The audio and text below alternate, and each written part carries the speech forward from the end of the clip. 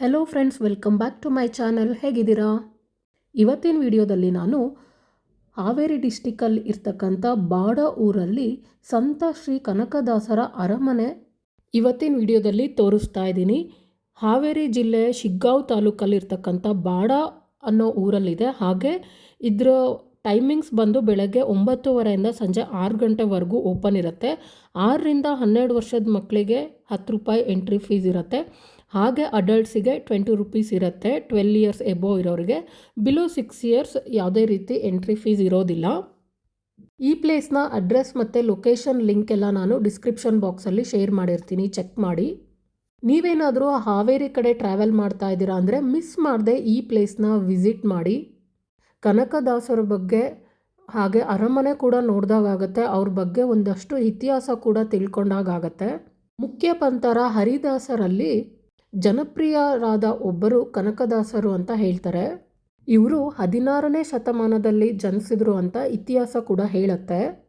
ಇವರ ತಂದೆ ಬೀರಪ್ಪ ನಾಯಕ ಹಾಗೂ ತಾಯಿ ಬಚ್ಚಮ್ಮ. ವಂಶೋದ್ಧಾರಕನನ್ನು ಕರುಣಿಸು ಅಂಥೇಳಿ ಈ ಇಬ್ಬರು ತಿರುಪತಿ ತಿಮ್ಮಪ್ಪನನ್ನು ಕೇಳಿಕೊಂಡಾಗ ಅವರ ಕೃಪೆಯಿಂದ ಕನಕದಾಸರು ಹುಟ್ಟಿದರು ಅಂತ ಕೂಡ ಹೇಳ್ತಾರೆ. ಹಾಗಾಗಿ ಈ ಕನಕದಾಸರ ಮೊದಲ ಹೆಸರು ತಿಮ್ಮಪ್ಪ ನಾಯಕರು. ಇವರು ಜನಿಸಿದ್ದು ಹಾವೇರಿ ಡಿಸ್ಟಿಕ್ ಶಿಗ್ಗಾಂವ್ ತಾಲೂಕಲ್ಲಿರ್ತಕ್ಕಂಥ ಬಾಡ ಅನ್ನೋ ಊರಲ್ಲಿ.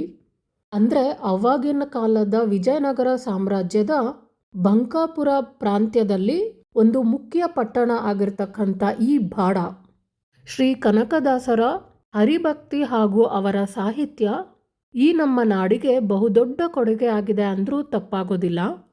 ಇವರ ಸವಿನೆನಪಿಗಾಗಿ ಕರ್ನಾಟಕ ಸರ್ಕಾರ ಕನಕದಾಸರ ಹುಟ್ಟು ಸ್ಥಳವಾದ ಬಾಡದಲ್ಲಿ ಒಂದು ಸುಂದರವಾಗಿರ್ತಕ್ಕಂಥ ಅರಮನೆಯನ್ನು ನಿರ್ಮಾಣ ಮಾಡಿದ್ದಾರೆ. ಈ ಅರಮನೆ ಹೊರಗಡೆ ಯಾವ ರೀತಿ ಇದೆ ಅನ್ನೋದನ್ನು ತೋರಿಸ್ತಾ ಇದ್ದೀನಿ. ಹಾಗೆ ಒಳಗಡೆ ಕೂಡ ಯಾವ ರೀತಿ ಇರುತ್ತೆ ಅನ್ನೋದನ್ನು ತೋರಿಸ್ತೀನಿ. ನೀವು ಮಿಸ್ ಮಾಡದೆ ಈ ಪ್ಲೇಸ್ನ ವಿಸಿಟ್ ಮಾಡಿ. ನೀವೇನಾದರೂ ಹಾವೇರಿ ಕಡೆ ಟ್ರಾವೆಲ್ ಮಾಡ್ತಾ ಇದ್ದೀರಾ ಅಂದರೆ ಅಥವಾ ಇಲ್ಲಿಗಂತನೂ ನೀವು ಪ್ಲ್ಯಾನ್ ಮಾಡ್ಬೋದು. ಹಾವೇರಿಯಲ್ಲಿ ಕೂಡ ನೀವು ನೋಡೋದಕ್ಕೆ ತುಂಬಾ ಪ್ಲೇಸಸ್ ಇದೆ. ಶಿಗ್ಗಾಂವಲ್ಲಿ ಕೂಡ ನೀವು ನೋಡೋದಕ್ಕೆ ಸಾಕಷ್ಟು ಪ್ಲೇಸಸ್ ಇದೆ. ನೀವು ಎಲ್ಲನೂ ಲಿಸ್ಟ್ ಮಾಡಿಕೊಂಡು ಪ್ಲ್ಯಾನ್ ಮಾಡಿ ಈ ಕಡೆ ಟ್ರಾವೆಲ್ ಮಾಡಿ. ಹಾಲಿಡೇಸಲ್ಲಿ ಫ್ಯಾಮಿಲಿ ಮತ್ತು ಫ್ರೆಂಡ್ಸ್ ಜೊತೆ ಪ್ಲ್ಯಾನ್ ಮಾಡಿಕೊಂಡು ವಿಸಿಟ್ ಮಾಡಿ ತುಂಬಾ ಎಂಜಾಯ್ ಮಾಡ್ತೀರಾ. ಶಿಗ್ಗಾಂವಲ್ಲಿ ರಾಕ್ ಗಾರ್ಡನ್ ಅಂತ ಒಂದು ರೆಸಾರ್ಟ್ ಇದೆ. ಜಸ್ಟ್ ಅದು ಡೇ ಔಟಿಂಗ್, ನೀವು ಇಡೀ ದಿನ ಅಲ್ಲಿ ಟೈಮ್ ಸ್ಪೆಂಡ್ ಮಾಡ್ತೀರಾ. ತುಂಬಾ ಚೆನ್ನಾಗಿದೆ. ಅದಕ್ಕೆ ಗ್ರೂಪಲ್ಲಿ ಹೋಗಬೇಕು, ಫ್ಯಾಮಿಲಿ ಗ್ರೂಪ್ ಆಗಿರ್ಬೋದು, ಫ್ರೆಂಡ್ಸ್ ಗ್ರೂಪ್, ಆ ಥರ ಹೋದರೆ ತುಂಬಾ ಎಂಜಾಯ್ ಮಾಡ್ತೀರಾ. ಇನ್ನು ದೇವಸ್ಥಾನಗಳು ಕೂಡ ಸಾಕಷ್ಟು ಇದೆ. ಹಾವೇರಿ, ಶಿಗ್ಗಾಂವ್ ಈ ಥರ ನೀವು ಅಲ್ಲಿ ಸುತ್ತಮುತ್ತ ಪ್ಲೇಸಸ್ನ ಲಿಸ್ಟ್ ಮಾಡಿಕೊಂಡು ಪ್ಲ್ಯಾನ್ ಮಾಡಿ ವಿಸಿಟ್ ಮಾಡಿ. ಶ್ರೀ ಕನಕದಾಸರು ಸಂಗೀತ ಪ್ರಪಂಚಕ್ಕೆ ತನ್ನದೇ ಆದ ಕೊಡುಗೆಯನ್ನು ಕೀರ್ತನೆ ರೂಪದಲ್ಲಿ ನೀಡಿದ್ದಾರೆ. ಇವರ ಹಲವಾರು ಪ್ರಸಿದ್ಧ ಕೀರ್ತನೆಗಳನ್ನು ಇಲ್ಲಿ ಈ ಅರಮನೆ ಒಳಗಡೆ ಗೋಡೆಯಲ್ಲಿ ನೀವು ನೋಡಬಹುದು. ಹಾಗೆಯೇ ಈ ಅರಮನೆ ಒಳಗಡೆ ನಿಮಗೆ ಕನಕದಾಸರ ಮ್ಯೂಸಿಯಂ ಕೂಡ ನೀವು ನೋಡಬಹುದು. ಇದರಲ್ಲಿ ಶ್ರೀ ಕನಕದಾಸರ ಅವರ ಜೀವನ ಚರಿತ್ರೆಯನ್ನೇ ನೀವು ಕೇಳಬಹುದು. ಪ್ರತಿಯೊಂದೂ ಪಿಕ್ಚರ್ ಸಮೇತ ಹಾಗೆ ಸ್ಟೋರಿ ಕೂಡ ನೀವಲ್ಲಿ ನೋಡ್ಬೋದು, ತಿಳ್ಕೊಬಹುದು. ಕನಕದಾಸರ ತಂದೆ ಬೀರಪ್ಪ ನಾಯಕ ಅವರ ಮರಣ ಆದಮೇಲೆ ತಿಮ್ಮಪ್ಪ ನಾಯಕರು ಅಂದರೆ ಕನಕದಾಸರು ತನ್ನ ಕಿರಿ ವಯಸ್ಸಿನಲ್ಲೇ ಬಂಕಾಪುರ ಪ್ರಾಂತ್ಯಕ್ಕೆ ದಂಡನಾಯಕರಾಗಿದ್ದರು.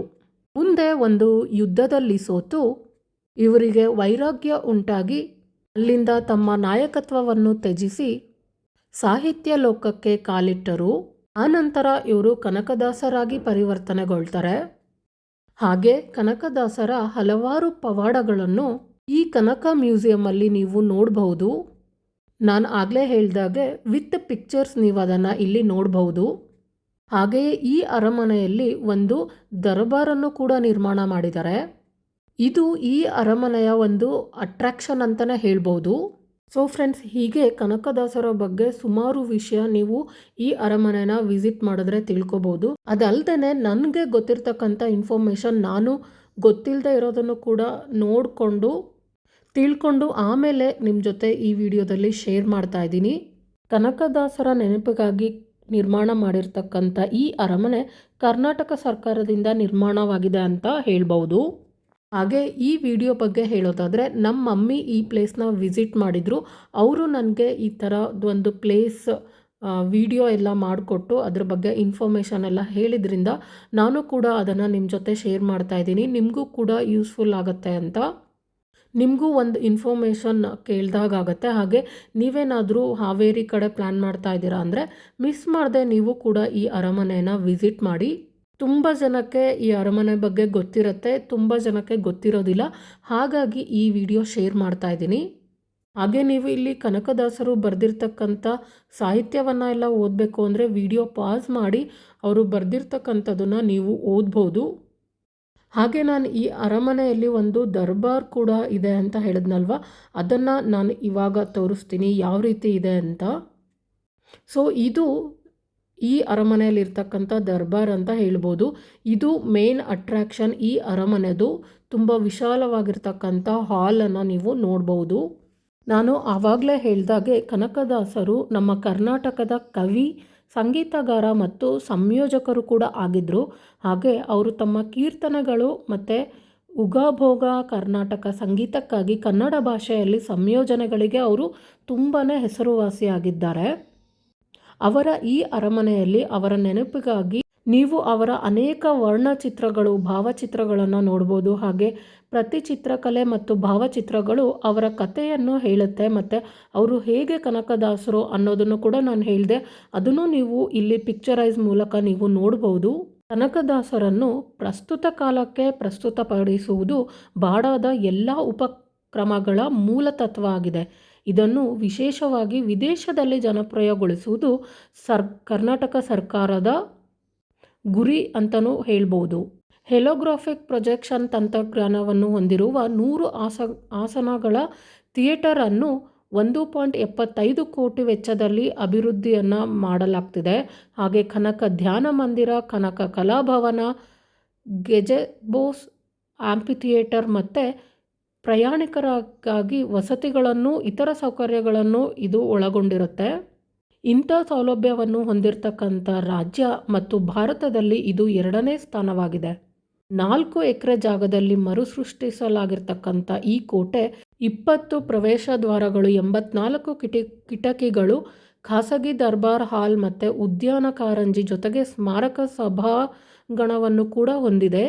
ಮತ್ತು ಪ್ರವೇಶ ದ್ವಾರದ ಹೊರಭಾಗದಲ್ಲಿ ಕುದುರೆ ಮೇಲೆ ಯೋಧನಂತೆ ಇರ್ತಕ್ಕಂಥ ಕನಕದಾಸರ ಎತ್ತರದ ಒಂದು ಪ್ರತಿಮೆಯನ್ನು ಕೂಡ ನೀವು ನೋಡ್ಬೋದು.